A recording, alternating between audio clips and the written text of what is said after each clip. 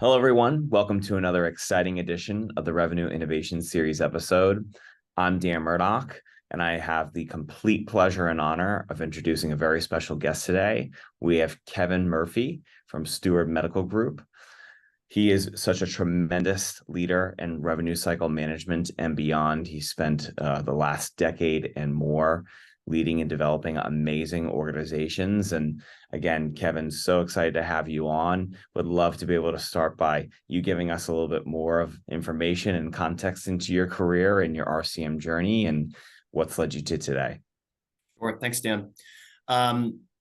So I started off my career in consulting, and it was healthcare and human services related consulting. And I pivoted from that a few years into it, and got a job at Mass General Hospital here in Boston. Boston being a healthcare hub, I thought, Mass General would be a great place to kind of launch a career in healthcare. And I found myself working on a lot of revenue cycle related projects. And I really found my niche there. So after a few years at Mass General, I moved to Steward Medical Group. I was running a business intelligence team for the rev cycle side, and then also a revenue recognition team for the finance side. I feel like that gives me really good perspective on not only the revenue cycle process and the data that goes into kind of maintaining solid operations, but from the revenue recognition side of things, how to convey that information to CFOs, other C-suite leaders, and other stakeholders. So I did that for a couple of years, and then pivoted to a strategy team. We were focused on a little bit of M&A, some business development, and a lot of internal consulting. And then most recently, I kind of returned home to revenue cycle, and I've been leading the revenue cycle team here at Steward Medical Group for just over the past year. Amazing, Kevin. Yeah, I think it's such an interesting background that you bring to revenue cycle management. You've thought about this in building teams and developing strategies off the back of innovative technology, a finance lens, and much more business context than I would say traditional revenue cycle leaders typically have.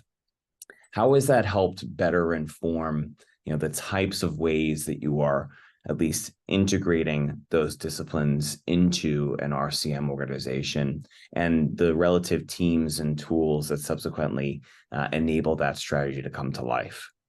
Yeah, it's a great point. I think that diverse background and not coming up through those traditional ranks, like I'm not a coder, I have not run an AR team. My role currently is to lead a larger team, and all of the folks that report to me are essentially experts in their own fields. So I don't really have to get too deep into the weeds of cash operations, provider enrollment, coding, AR, those types of functions. My main role is really to keep folks marching in the same direction. I, coming from a data background, I love using data to kind of make decisions. And what I ultimately end up doing is using data to drive my decision-making process, and then providing that vision to the team and helping them kind of execute on it and move the whole team forward in that manner. No, that's tremendous. And I think the data-driven piece is so unique. Tell us a little bit more about what it means to build and implement an RCM technology stack that can actually enable data-driven decisions to manufacture themselves organically, if you will. It's not ever that simple, but would love to hear about your methodologies around how organizational design meets tech stack design to allow that to happen. It's a great question. So there's a lot of tools and products out there in the rev cycle space. I think anybody who's listening to this is probably well aware of that. I think the one of the most important things when you're trying to figure out how to kind of set up either a tech strategy or a vendor strategy is understanding not only what problems you're trying to solve, but what your outcomes need to be.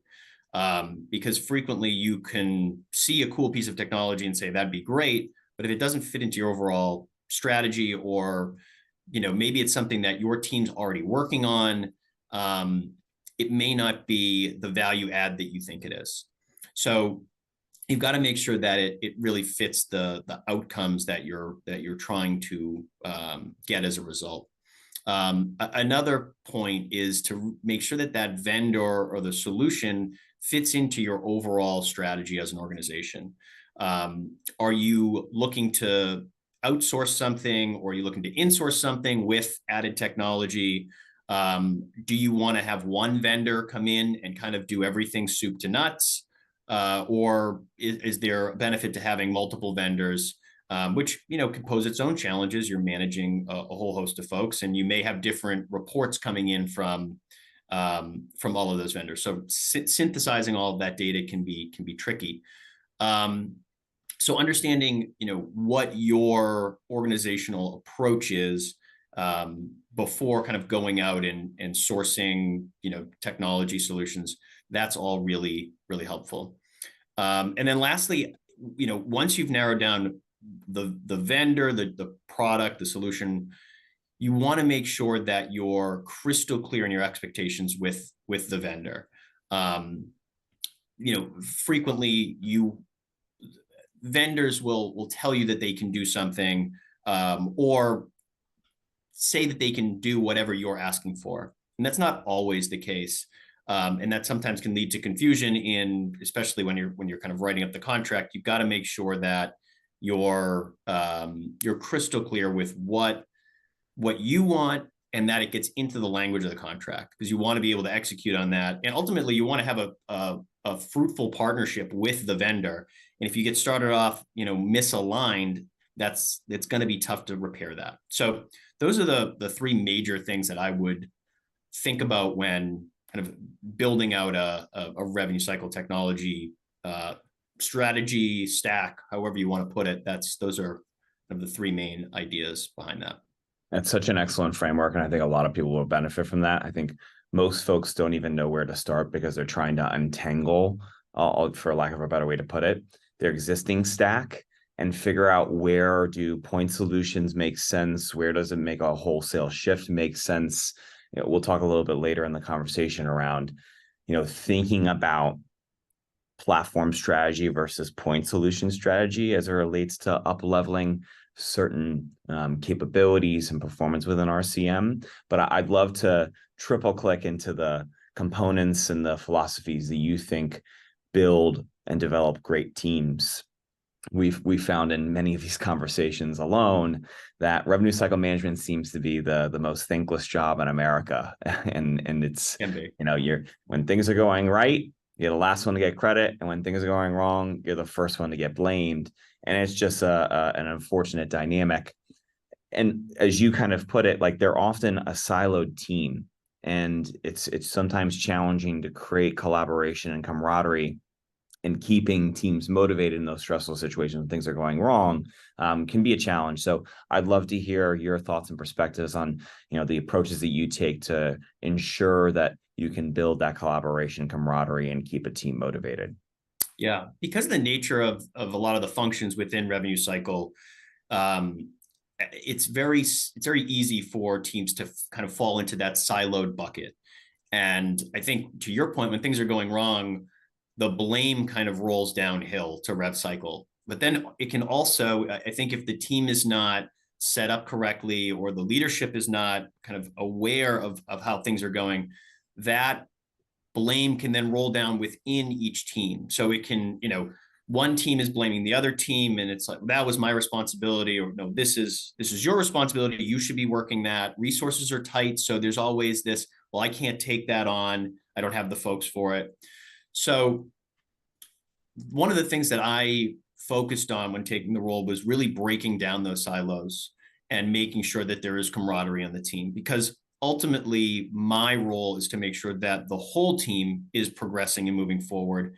And if there's internal strife, for lack of a better word, that is going to be harder than if everybody is in alignment. And I think that that's one of the things that I've tried to do with my team. And some of the ways that I've done that is really being transparent about the vision that I've put out there. I think, like I mentioned at the top, data is something that I'm very familiar with and I like to use it. Um, but it only goes as far as if you share that information with the team and say, hey, here's what the data is telling me. This is what I think we should do because of that. I'd love to hear your input. Um, and sometimes, you don't all agree on the approach, but as long as you're sharing that viewpoint and you're using empathy to understand the other folks' viewpoint and understand how, a change that you're trying to make may impact their team in their perspective negatively, but in your perspective positive for the entire organization. um, I think that builds a lot of trust, and trust is what you need to get people to kind of break out of their silos and reach across, from one team to the next and say, oh, I can help out with that. Or, you know what, this function that you're doing, that might make more sense, under my team because we've got access to these systems, or we're a little bit closer tied into this other group that may not be part of RevCycle. And it just makes more sense to fit in certain places. And I think as you break down those silos, those conversations become easier to have, and the plans that somebody like me will try to put in place become a lot easier to execute. Totally. And I think the combination of data plus empathy plus democratizing of information becomes such an empowering and powerful combination of criteria and cultural pillars that enable that to happen. I think that's a wonderful point, Kevin. You made mention in previous conversations that you and I have had around like ways that you approach reorganizing teams around technology and how that makes sort of everyone's lives easier, if you will, as opposed to, making the tech maybe work in the inverse, which is probably more traditional. Tell us a little bit more about that. Yeah, so I think one of the things that I realized taking on this role was our billing system was designed when the team that I lead was significantly larger.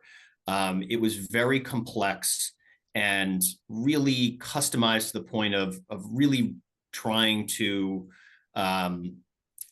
reduce denials to a point where it became, like I said, very complex and manual to a certain component, to a certain perspective. So while I think that denial reduction is probably the top of a lot of folks' mind, in my organization, the amount of manual work we were doing to prevent denials from happening was also preventing claims from being billed timely. So we had this massive pre-bill AR that we were sitting on because we just couldn't get to things in a timely manner.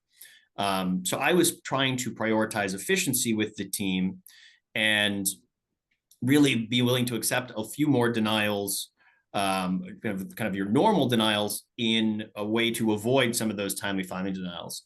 And the way that we had to do that is really twofold. One is, are there any things we can do within the technology to streamline some of those workflows to make the technology work for a team that was significantly smaller than when it was designed? That was kind of step one. Step two was a cultural change in getting my folks to kind of understand that vision and accept that level of change in order to get to a net positive result. I think both of those things are not easy. They're easier said than done. But we've managed to, I think, make a lot of inroads on both of those functions. And we've had success in really reducing kind of that pre-bill AR that we had, really a significant backlog of, with not as many denials, I think, as the team would have expected. So net it works, but that's my perspective. That's my experience.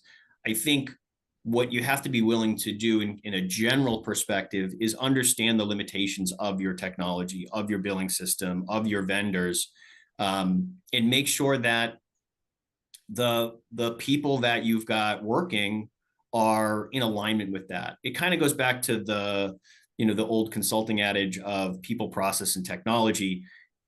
You got to make sure all three of those are in sync. And if one of them gets out of whack, then you're lopsided, and things are probably not going to work the right way. So it's taking into all of those components and making sure that your focus as a revenue cycle leader is on all of those almost all of the time, to make sure that things are in balance, and that they're each supporting each other that the way that you think they should be.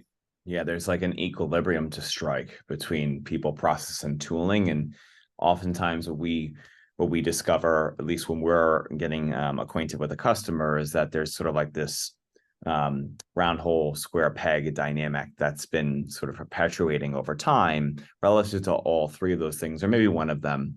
And that's what continues to perpetuate the issues relative to having suboptimal performance in RCM. And it sounds like you're thinking about this again in a way that creates equilibrium across all three of those things. And if one of them is off kilter, then the rest will suffer as a result. And then subsequently, the teams will not be in a position to have success, right? And that's, I think, tremendous.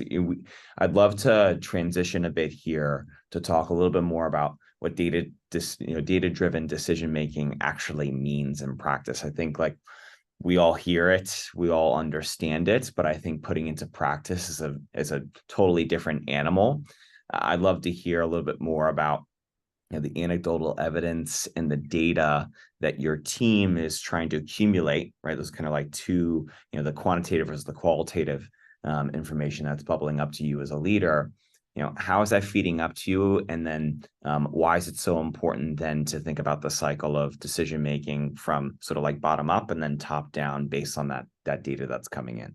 Yeah, sure. I think anecdotal evidence is frequently what bubbles up, right? And I think one thing that I've tried to remember when kind of fielding some of the, I don't know, requests or escalations around some of the anecdotal evidence is that people only see when something goes wrong. So, especially with technology, if there is some system in place where something is automated, you could have something go right 100 times. But if it goes wrong 3 times, you hear about those 3 times, but you never see the 100 that it went right. So one of the things that I've tried to do is when confronted with, hey, we keep seeing this happen, is to ask for, okay, how do we get a kind of the whole universe? What is this a huge problem? Is it just a big problem because it seems like it's happening, it's happening to the same person every week, but does that mean that every other person on the team is not happening? What is the, what is the N really? And what is the denominator that we're talking about here? Because if this is 10 times out of 10, this is happening, we should probably fix it. If it's 10 times out of 1,000, I think it might be further down on our priority list. So that's where having a good data repository tool, whether they're dashboards or reporting systems, having something like that is extremely helpful, because it can validate what is being brought to you from your folks. And I think it's always helpful to bring folks in and say, this is what I'm seeing. Does this jive with what you're seeing kind of day to day? And, that's the kind of bottom up approach and how you can use data to validate that. I think the top down approach is probably harder, because the data involved in revenue cycle is so complex and there's so much of it. And it becomes difficult to really focus your priorities, because it's difficult to know what is driving the trends that you're seeing. Sometimes it's even difficult to even understand what those trends are. So having a tool that kind of brings some of that information out, and then allows, whether it's revenue cycle leadership, whether it's an analytics team, somebody to go in and poke at some of those trends, then I think you can take those, prioritize them, and bring them back to your team and say, this is what we're seeing from a high level perspective. Do you have case examples of this? Can we spot check some of this? Are you seeing this, in your own work? And I think frequently my folks will see something that I'm putting in front of them and go, oh yeah, that is happening. Didn't even realize it, or didn't realize it was such a big issue. And then we go ahead and we try to fix it from that perspective. Totally. And I think, yes, the challenges, you can see the trends, you can see some of the bigger picture things, but what lies beneath the surface, right? What are the cause and effects, the devils and the details relative to what is causing a spike in performance or spike of denials or underpayment, all the things, right? It's an ocean of data that is typically difficult to navigate and to make sense of. We're certainly on a mission. That's our thesis, to offer technology that does enable that top-down, bottom-up approach to happen effortlessly, to understand where are the biggest challenges that are happening within RCM, where are they coming from, what is the cause and effect, and how can a team then take action on it, and then, of course, bubble up those issues to leadership in an effective fashion. Yeah, and I think one thing, if I could just chime in, is having a tool that not only somebody in my position is looking at data, but also feeding dashboards, reports down to the folks that are in those either frontline roles or the manager, middle manager roles as well, because they might see something that I don't, or an analytics team might not as well. So if you're able to give the folks who are coming to you with anecdotal evidence the ability to do their own sort of data research, that is also a really powerful tool, a really powerful way to get that feedback loop happening a little bit faster. So the one tricky part of that is some folks are intimidated by data, and you have to make sure that the right tools are going to the right people, and making sure that they're trained adequately on how to not only use the data but then think about what they're seeing. Entirely. And I think that it translates well into some research that we recently conducted. We had 110 different healthcare executives respond to a number of different questions that we asked of them relative to their readiness and their deployment of leveraging BI or analytics platforms within their RCM functions. It appeared that over half of those individuals are actually using a tool such as that, which is, of course, a step in the right direction. But what we found that was really interesting is that only 17% of them felt like the tool they were using enables them to make data-driven and strategic decisions on a day-to-day basis. And so I think this reflects much of what we were already discussing, but would love to learn a little bit more about your perspective here. Like, how do teams make that transition from, using a tool first and foremost, and then trying to bring that into action? And I think it certainly bodes into the theme of the data can be overwhelming and confusing at times. Yeah, I mean, even coming from the BI background, having built some of these tools as the owners, the audience of these tools now, I can understand that it's still incredibly difficult to kind of suss out what you're trying to understand, or what the problems are that you're trying to solve.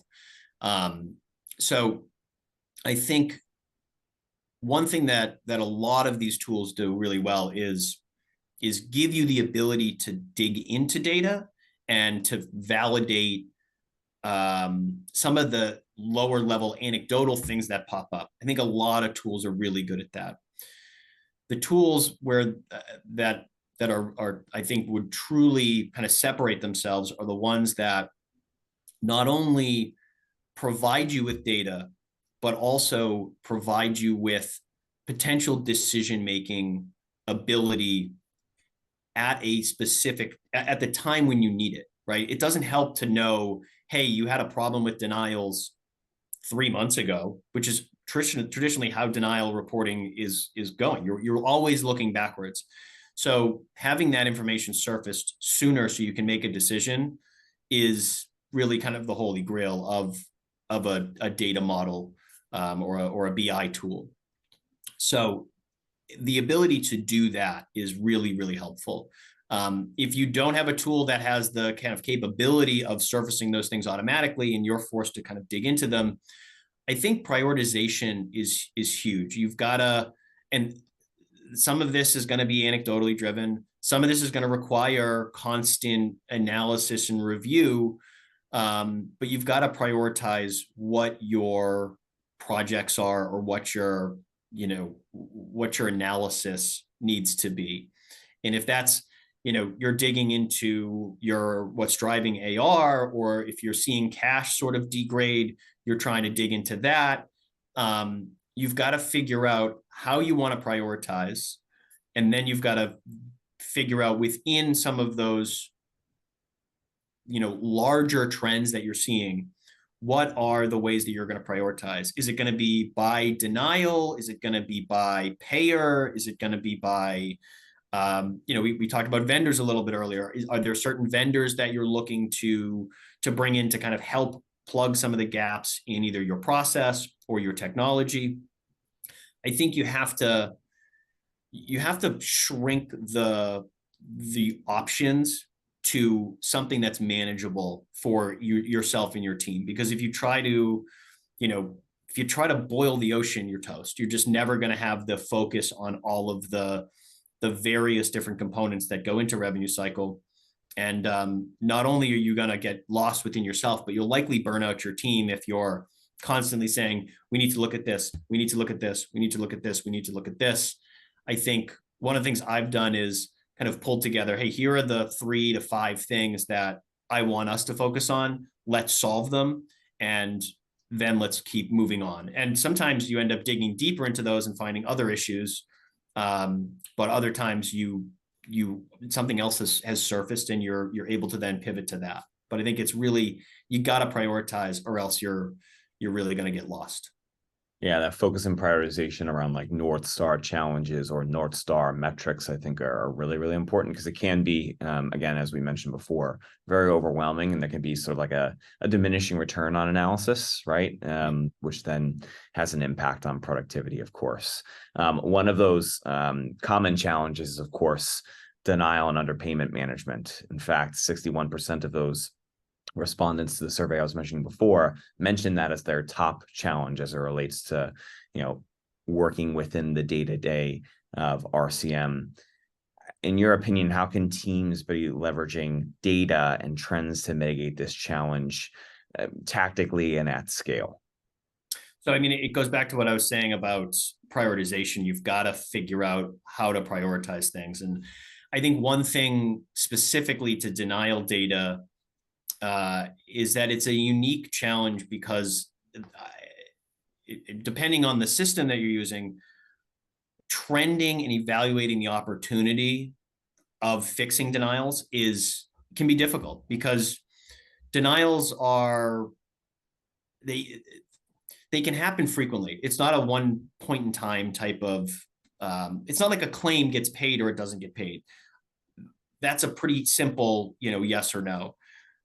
With a denial, you can have multiple denials on the same claim for different reasons at different times. So it's really difficult to try to trend that, because you don't know to assign that claim to, a COB denial, or an authorization denial, or a timely filing denial, or which month you want to kind of associate it, or if you want to do it in all 3 months in all 3 of those categories. So it becomes a kind of a tricky thing to identify. And if you're looking at all of that together, then you end up kind of overstating the dollars associated with denials.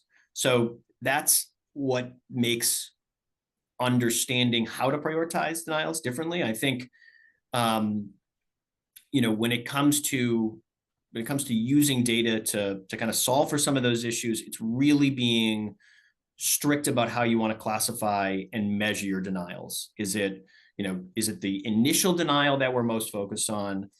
Is it the most recent denial? You've got to kind of figure out how you want to model that out.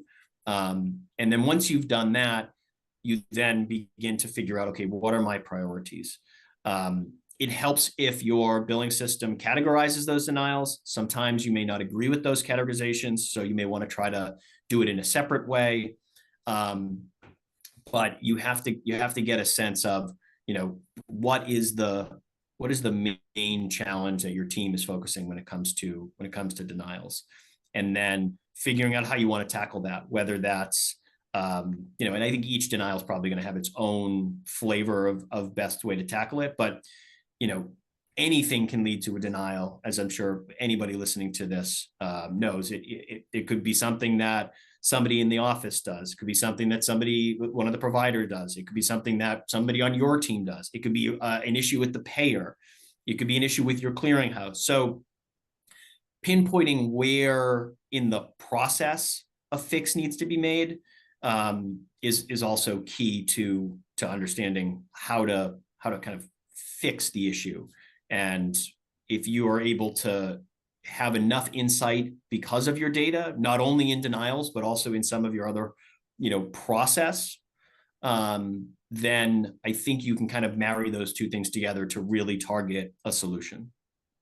Yeah, it's a universally felt issue, and because there are just so many areas of susceptibility right within the front, middle, and back end of RCM, as you mentioned, like it could be at any point of the process where the issue is happening, and then it's multiplied by the different scenarios that it could be related to, right? And the constituents or those who are in fact responsible for different parts of the delivery across that claim being processed successfully, right? And so, Kevin, this has been an amazing conversation. I think such a unique one as it relates to thinking about how to use data to your advantage and to really put your team on the operational front foot as opposed to the back foot and being so reactive all the time. I think this element or this idea of proactivity and stability is something everyone's really starved for at this moment in time. And I would love to hand it back to you, Kevin, for some final thoughts. And I always come back to the notion that RCM teams are the bedrock of economic stability and prosperity for medical providers of all shapes and sizes. Do you have any other thoughts or wise words for our audience to take away? Yeah, I think taking the idea of a bedrock of stability is a good place for me to kind of end this. With a solid revenue cycle foundation, you are allowing every other team within your organization to function, in a consistent manner. So, because of how many stakeholders are touching revenue cycle, you've got your providers, you've got your AR team, you've got your finance team, you've got your, C-suite. Everybody has eyes and receive some sort of product from revenue cycle. And first and foremost, I probably should go back and say the patient is also kind of the center of all of this, right? Without a solid team in place, you could have significant issues with just providing the revenue to the group to continue providing care to folks. But if your revenue cycle isn't tight, your patients might get bills for things that they already paid or the insurance should pay for, and then you've got angry patients, and then they're talking to the doctors, and then they're coming back to you. So it's really important to have tight process to provide that bedrock of stability. So everybody else in the organization can not even think about RCM and really just do their jobs and provide kind of that best level of care for the patients for all of our organizations. Really well said, Kevin. And again, thank you so much for the time. And if anyone's interested in learning more about Kevin and his background or reaching out to him directly, you're welcome to email us at marketing@Adonis.io. We'll be sure to pass it along. And if you want to learn any more about Adonis or take a look at other Revenue Innovation Series episodes that we may have, please feel free to visit us at Adonis.io. Kevin, thanks again for the time, and we'll see you all next time. Thanks.